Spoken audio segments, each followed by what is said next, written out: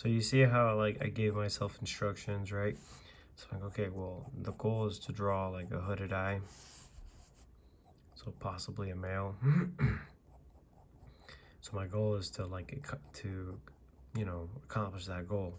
If I find myself, you know, like getting off track or going a different direction, I have to stop myself before it gets too late, because I've done that sometimes where I was like, I've gone to another direction and actually created something even better, but that was not my intended plan. So you have to teach yourself to be in full control, like whenever you're drawing, because if you guys are interested in, like, let's say drawing characters, you can't let the anatomy or the information of how to draw an eye stop you, or like dictate how it looks.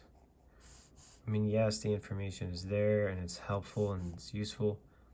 However, like, if it starts like steering you into a different direction, then your character is not going to look exactly the way you want him or her, he or she to look. And the next thing you know, your character looks off.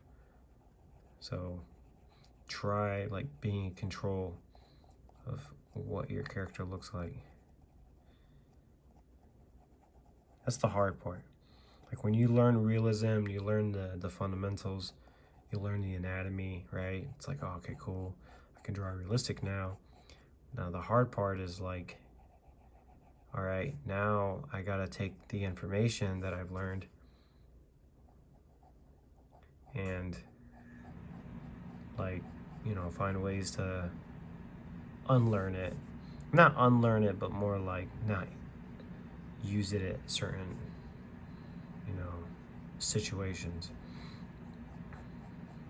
Like if I know that wrists are not supposed to be as big or as wide as, or the same width as a fist, but then again I'm instructed to, draw Hulk, then I have to, you know, not abide by those rules, anatomy rules, but still use the information so that it looks, you know, comprehensible.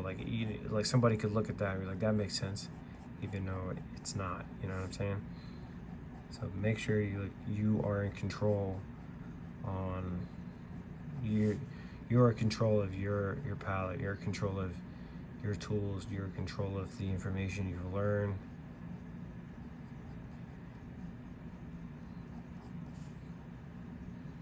Always be in control.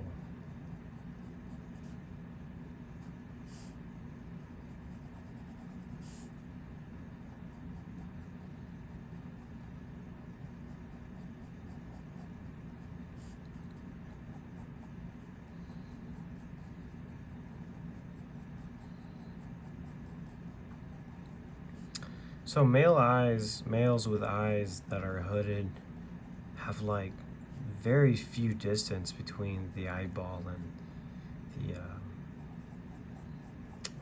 the eyebrow, right? They have like kind of like a caveman,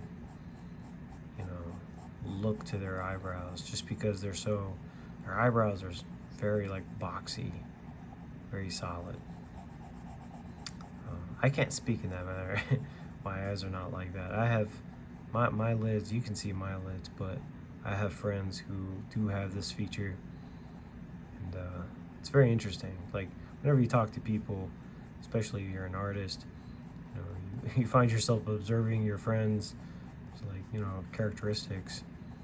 Like, well, why are you looking at me like that? Well, it's just because like I'm studying, I'm analyzing, and storing information in my brain so I can use it for later.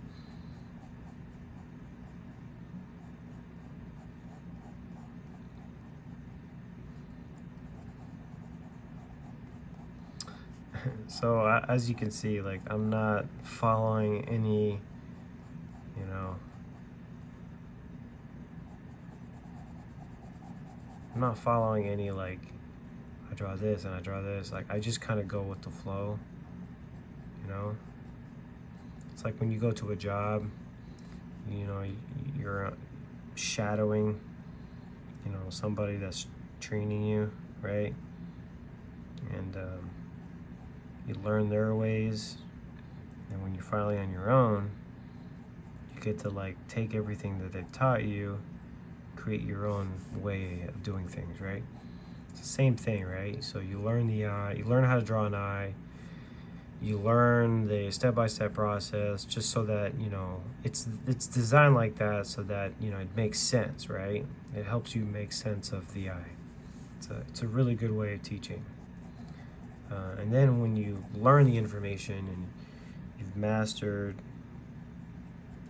the whole drawing aspect of the eye, then at that point you're like, all right, cool, well, now I know what I'm doing, and you can just pretty much do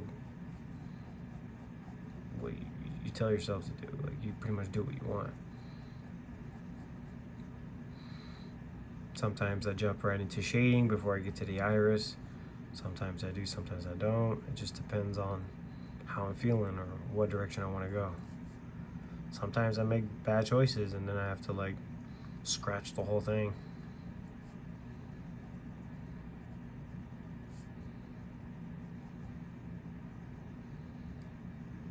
Cool.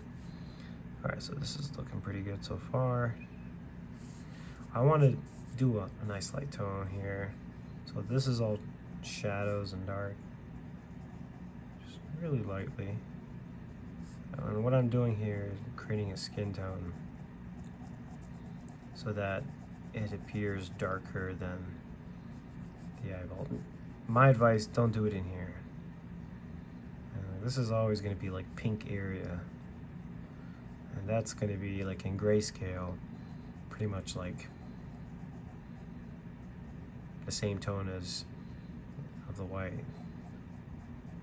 Just because it creates contrast.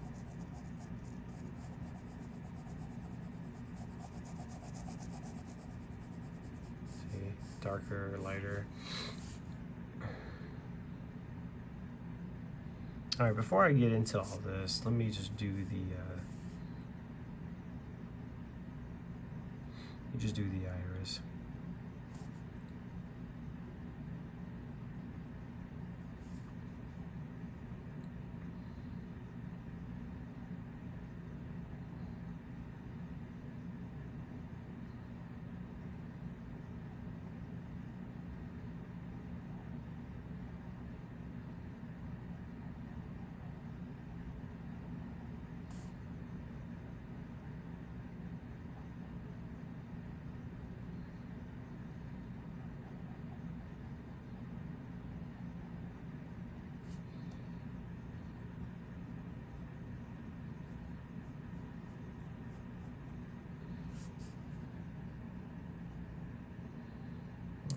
Just kind of creating a bit of shimmer, kind of like a little highlight.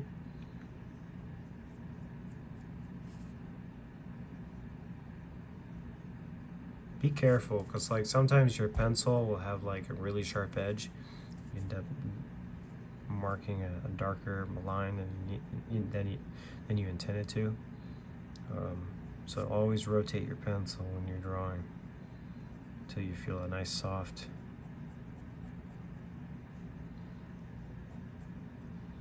Just constantly rotate.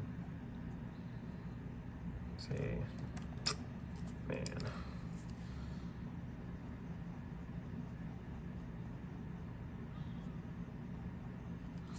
Cool.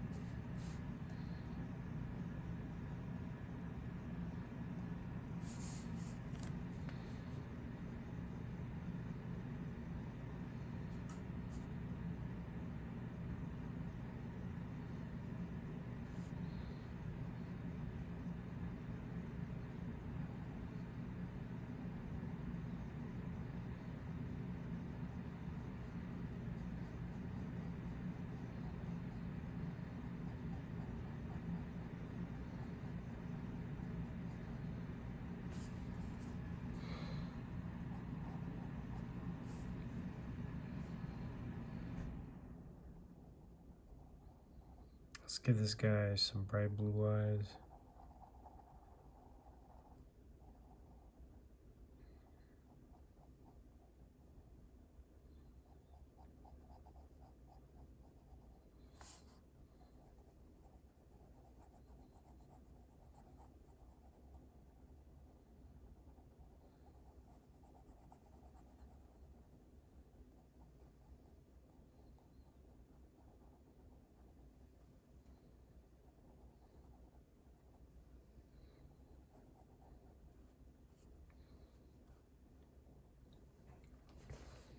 Nice. All right.